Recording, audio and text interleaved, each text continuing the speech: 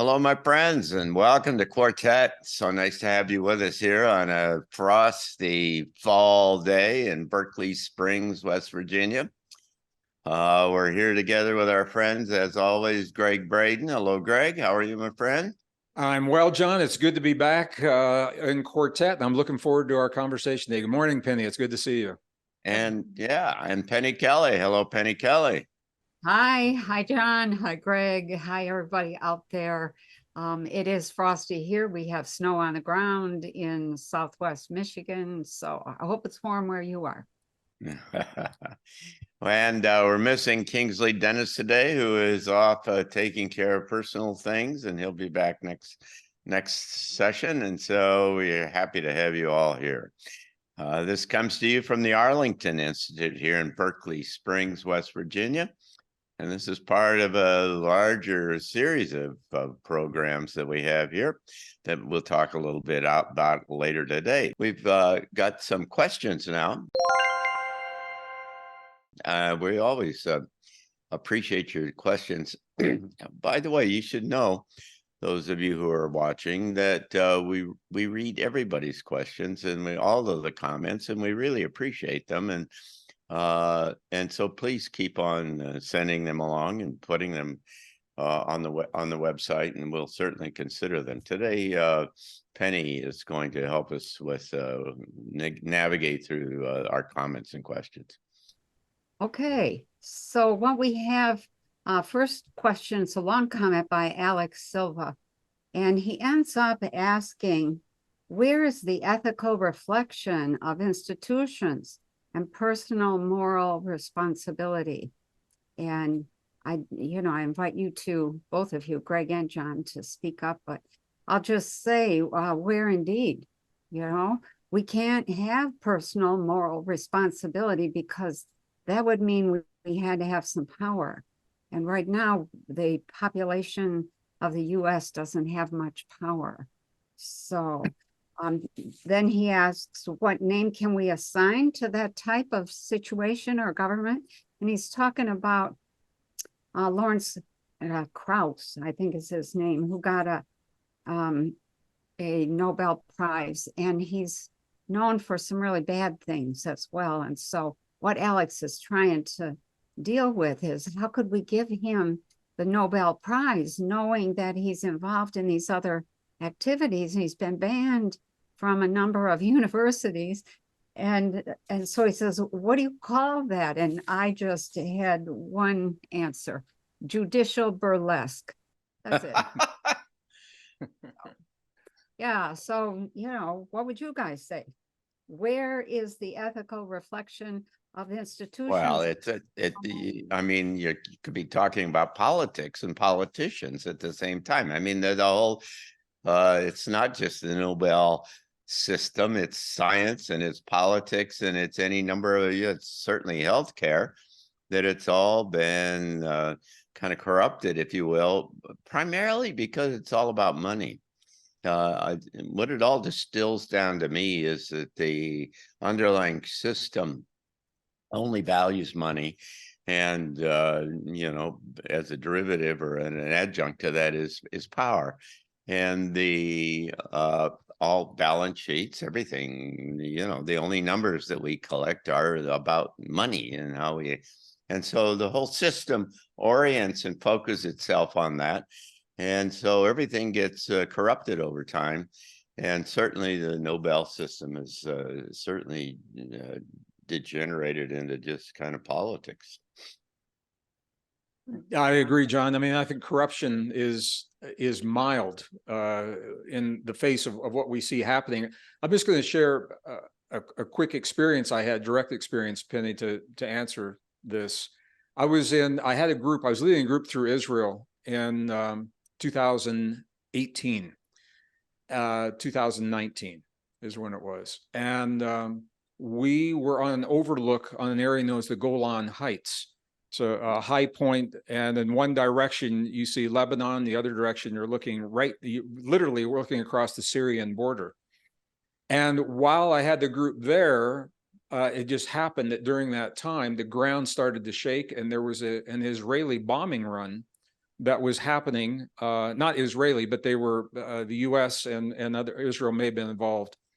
They were bombing Syria and civilians were caught, and they had no way out. And we were watching the news feeds, and there was a United Nations group that was there. They had big white UN trucks that were there. And I went over and asked, and they were soldiers, they were armed soldiers. And I said, why can't you go in and help those civilians? Let the armies do what the armies are going to do, but get the civilians out before it's too late. And he looked at me and he said, our job is observers. He says, we are to observe. I said, so you're going to observe a massacre, but you aren't going to do anything to help. And he said, I don't like it any more than you do. He said, these are our orders. We are only observing. And that gave me an insight into how worthless the United Nations is. And we're seeing it even right now. They'll have meetings to condemn, and that's just one of the institutions that we're talking about. But I think it highlights what's happening in so many other institutions. In name, they sound good. In action, they are powerless, they are worthless, because the system is so broken and so corrupt. And the people that pay for it and the people that suffer are the ones that can least afford, least have the least bandwidth to absorb that corruption. And it's the everyday people that have been disarmed in their nations and disempowered in their political systems. So very well said. Yeah. Yeah. Wow. And then Kate Jones is the last thing she says. Another terrific opportunity to jump into the future. Who or what is the new human? Will government still be required? So, yeah. So I'll say this, and then you guys can jump in. I think some form of governance will be required. We started on this track in 1776 of self-governance. What is the next iteration of that? Self-governance becomes more and more key to being able to evolve and move outward, upward, onward, etc., leaving some of the crap behind. Yeah. So yeah, some form of governance, self becoming more key, personal responsibility. And then new human, without going into the whole list, I have a whole list of qualities in my book called The Revival, and it's on page 110 and 111, and I'll just read the first two or three. The intuition and spiritual awareness is characteristic of the new human. There's a shift in priorities, and no trivia is part of that priority set. There's unity consciousness, which really means that you move past petty issues, none of that stuff. And there are timeless synchronicities that occur.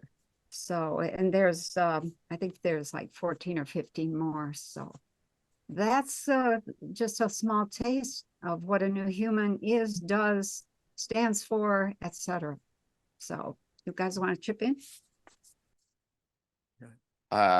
Government, I don't know. We're going to talk about that here in just a minute. I think but what you always have to keep in mind when there is a kind of an underlying presumption in a lot of these questions in the way that most of us kind of think about the future, and that is that we bring along kind of the baggage and the context in which we are familiar, where we live right now, and you project that as being an integral part of whatever that new reality is, and that then raises the question, says, how in the world do you do that?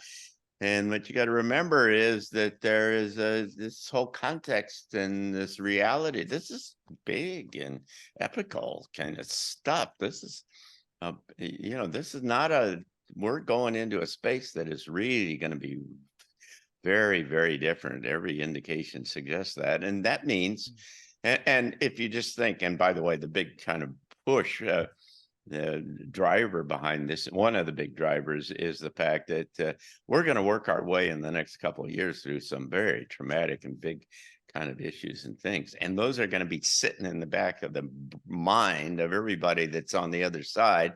And they're essentially going to say in their own way, we're not going to do that one again.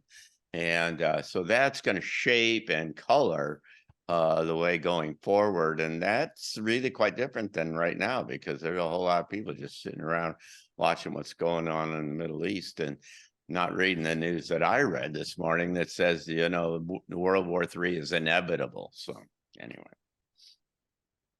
Yeah, I think we're in it, John. Yeah. Yeah, I think in the old days, you used to soften up the enemy with mortar and missiles and then send in the kinetic troops. We've been softened up through psychological warfare and, you know, the fifth generation of warfare. But I think that's been going on for a while. So, Penny, in terms of government, I agree with you and with John. I think we will always need some form of government. I think we're going to get back to basics. And when you go to the basics that started our country, the government was only supposed to do three things. It was supposed to protect the borders, to ensure the integrity of the nation, protect the economy so that we could flourish, and protect and defend the Constitution that makes everything else possible. That was the job of the government.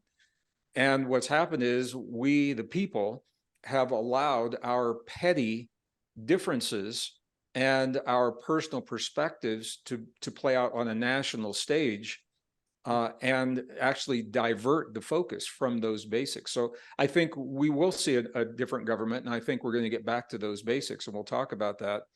The new human, we've talked about this even on Quartet. I think we're going to see a divergence, two very different societies. We're seeing it right now. We're going to see a high-tech society all in on everything, on the chips, on the ID, on the central bank digital currencies, on everything. And then we're seeing another segment of our society, and I'm seeing it here in rural New Mexico, where people are rejecting the high-tech world. They still use the internet, and they're still going to use, you know, online banking, but they're going back to the basics in their lives. They're teaching their own kids rather than putting them in public schools. They're taking responsibility for their own health rather than going to traditional medical systems. They are growing their own food so that they can trust it and feel reliant on it. And they're building their own economies based on barter. 40% of the commerce in northern New Mexico, it's estimated now, is based on barter. And there's an organized system that does that. And I think we're seeing the divergence of those two societies. Ultimately, I think what will happen is humans will check each other out. And we'll say who's happier, who's healthier, whose kids are more adjusted, and who has a greater sense of well-being.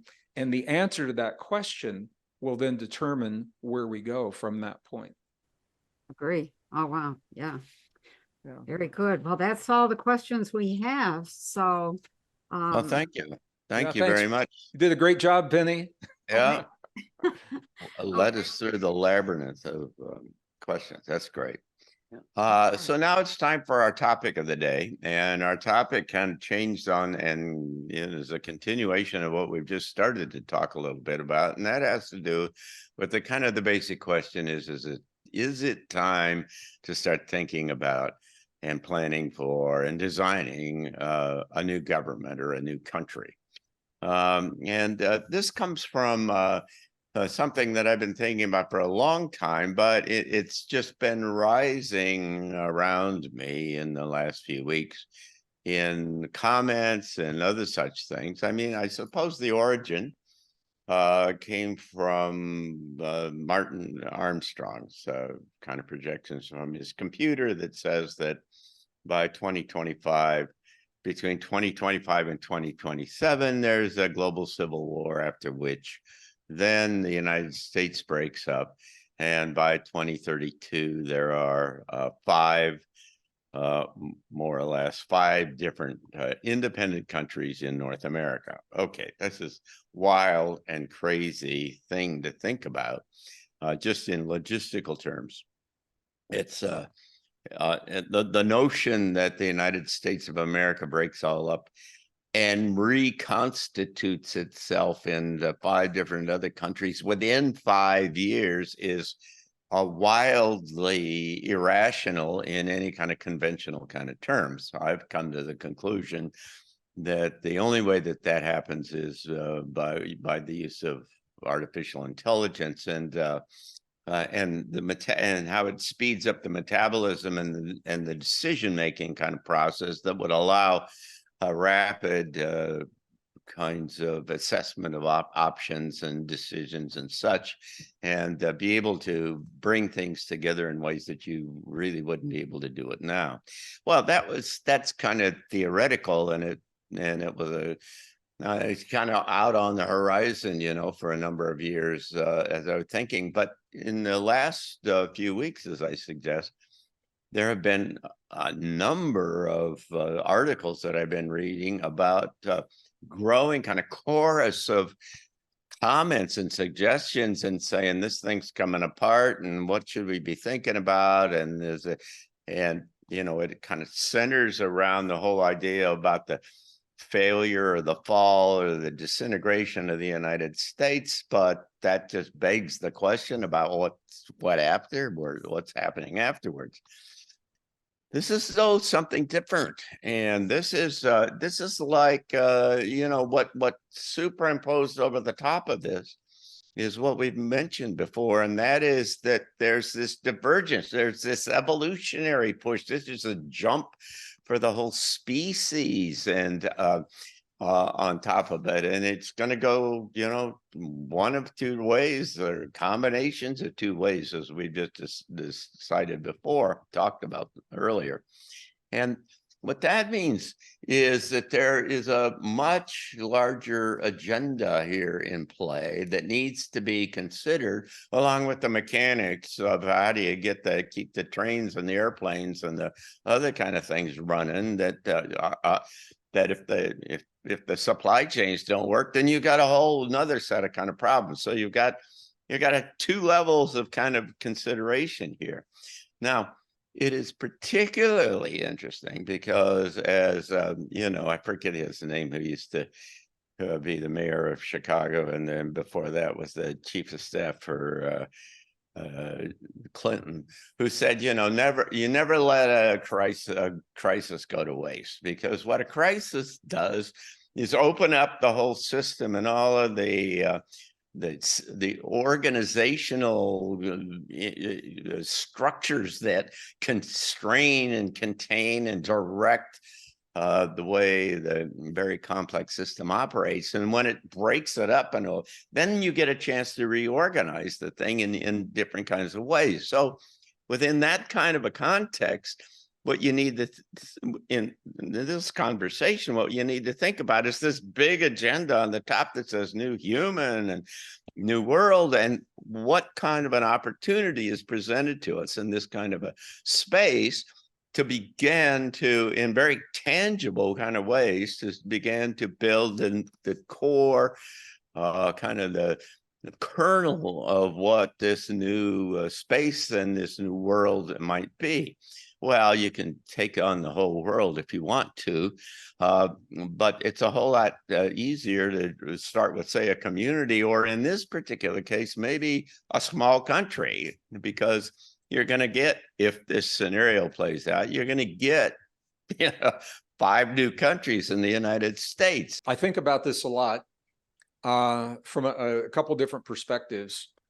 First of all, when I go through everything you've just gone through, the logistics and something that we rarely talk about, but is very real, is the social and the family ties, social bonds that we have. What would it mean if we had different countries and borders where access could be denied for travel or for family members to cross the border?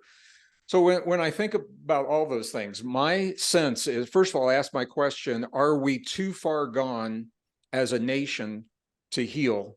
And my sense right now is that the answer to that is yes. We have crossed a threshold, and it will take at least a generation to heal from the misinformation, the disinformation, and the strategic breaking of social bonds intentionally, so that we can be in the position we are right now. This is not spontaneous.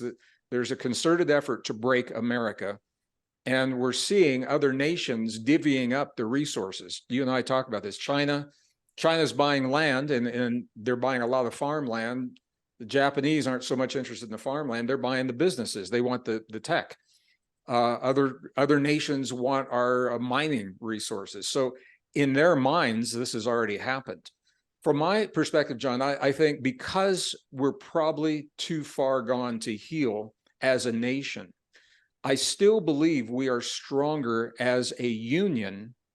And I like the way you phrase the question, start a new country. So I think if we can maintain the integrity, and maybe give it a different name, call it something other than the United States of America, but maintain the integrity of America by dividing into provinces that are called co-sovereign provinces that allow people to live. The liberals and progressives, they have their province, the conservatives, their province, people that are more agricultural, their province. And what that does is it preserves, we're stronger economically. We're able to maintain the national security of the borders if we want to. We've still got the trade between the states, the financial institutions, and the way those are set up, trains, planes, all of those things, the highway system. So it's still a nation. However, it is a nation that is co-sovereign, governed by the people that reflect their views and their beliefs based on what has happened. And I think the governing body, I don't think we ought to throw the baby out with the bathwater. I think the Declaration of Independence, in my personal opinion, was divinely inspired. When I look at the history of how it happened, didn't happen in a vacuum, and it's the product of hundreds and hundreds of years, beginning with the Magna Carta and the ideals in the Magna Carta that were married with the traditions of the Iroquois nation here in the United States, married into something that's never happened on this planet before. And if we allow those freedoms to slip through our fingers, no nation will ever give its people the powers and the freedoms that we have now. And I think that's worth preserving as a structure. So the idea, now here's the catch, is the implementation is flawed right now. The implementation is broken. So I think it would be an opportunity to re-implement these divinely inspired, in my opinion, deeply, not religious, but deeply spiritual perspectives. In spite of having seen the fact that the U.S. was breaking up into 5 pieces way back in 1980, 81 with the robes, that question that you asked just never crossed my mind, or I didn't allow myself to even go there. It's like, no, we're going to be okay. We'll be fine, etc. So when you asked that question, it was like somebody hit me broadside. I can't even begin to say. It's a good thing that we had some time to think about this, because I went through a whole bunch of processes. I didn't even know where to begin. So what did I do? I thought, well, let's check, what does Google have to say? So I get on Google and type in, how do you start a new country? And by God, there's a process. So I thought, okay. So the process is very, very simple. Step 1, you have to make sure you're eligible. Step 2, you have to declare independence. Who decides? Okay, go ahead. Right. And step 3, you have to get recognized. Now, that's it. That's it. And getting, making yourself eligible, you have to have some territory. That was number 1. Number 2 was you had to have a permanent population. And number 3 was you had to have a government. And so then I was thinking, or asking, well, what does a government consist of? And honest to God, what Google said was that it's a flag, a national anthem, some printed money, and relations with other states. So all of that seemed very doable until I got to the relations with other states. And that is where the sticking point is.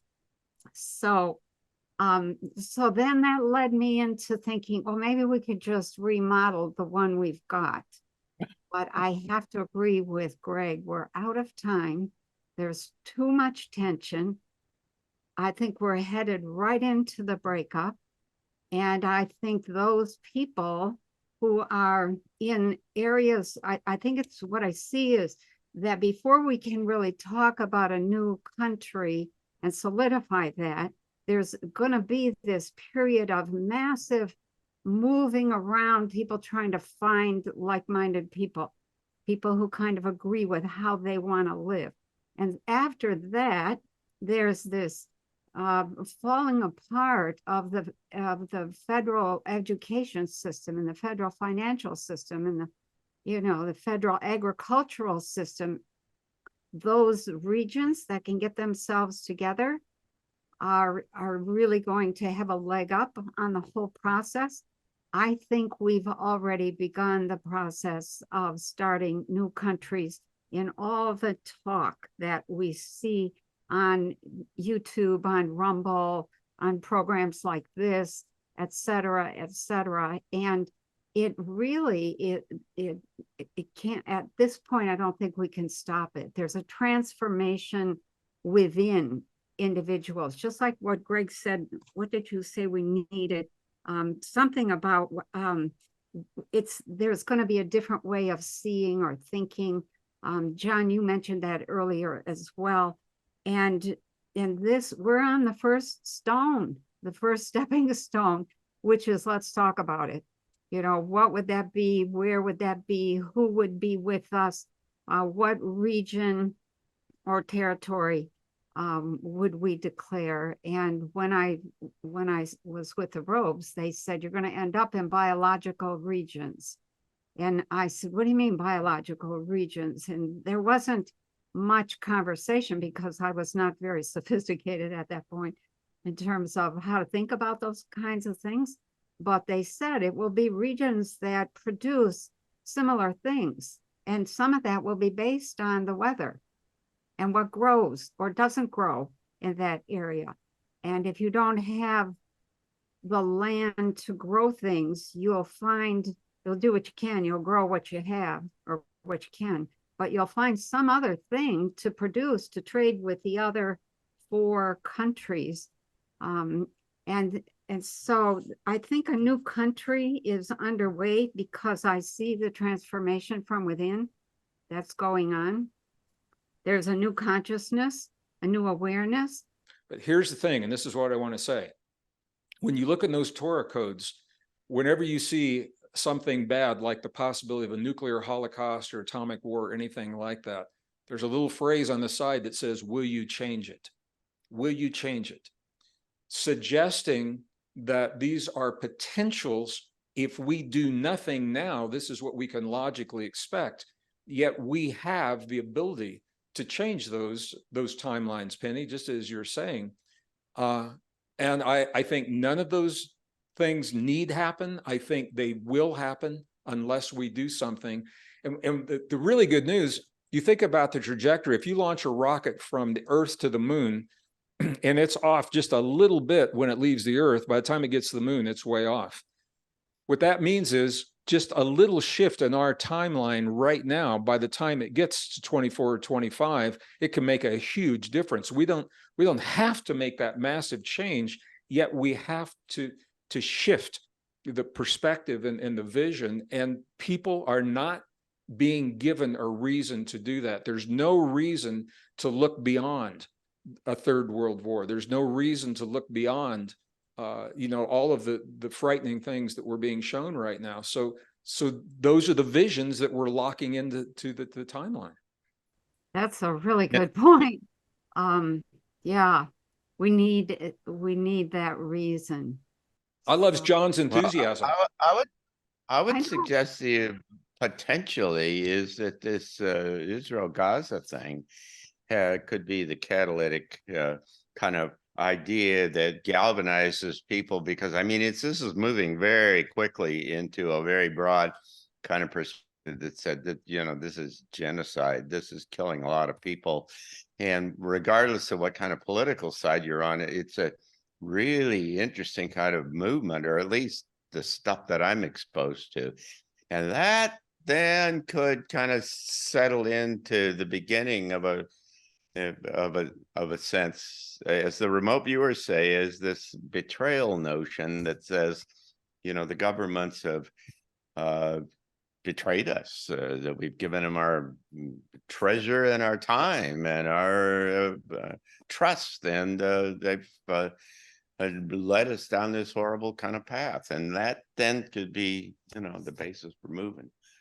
I think the one thing that could offset everything we're talking about in this conversation is if there were some black swan event that were to occur to Americans that affected them on a level so deep. It's not like off halfway around the world in another land. I mean, I go to the grocery store, my little market, and people have no idea what's going on, or they just think it's another skirmish between the Israelis and the Palestinians that you always hear about. They have no idea. Something big that would cause Americans to overlook the differences that have divided them and bring them together. And I don't know what that would be. But, Oh, Penny knows. Penny knows. We've seen it in the past. Well, Penny says that you know, that the Russians tell us, you know, don't do that, and we do it. Crimea, I believe, is what you talked about earlier, and that we go bomb Crimea, and they say enough, and they then take out who knows what, Chicago, I don't know. Well, Yeah. or motherships land on the White House and the Kremlin yes. lawn, and something like that, and it's no longer speculation. And I mean, something, or maybe a threat. Hopefully not, but you know, a geologic threat, a cosmic threat, an incoming asteroid. I mean, there are all kinds of things that could happen. Well, we've just about run ourselves out of time here. This is a fascinating conversation, and I thank you both very much for this.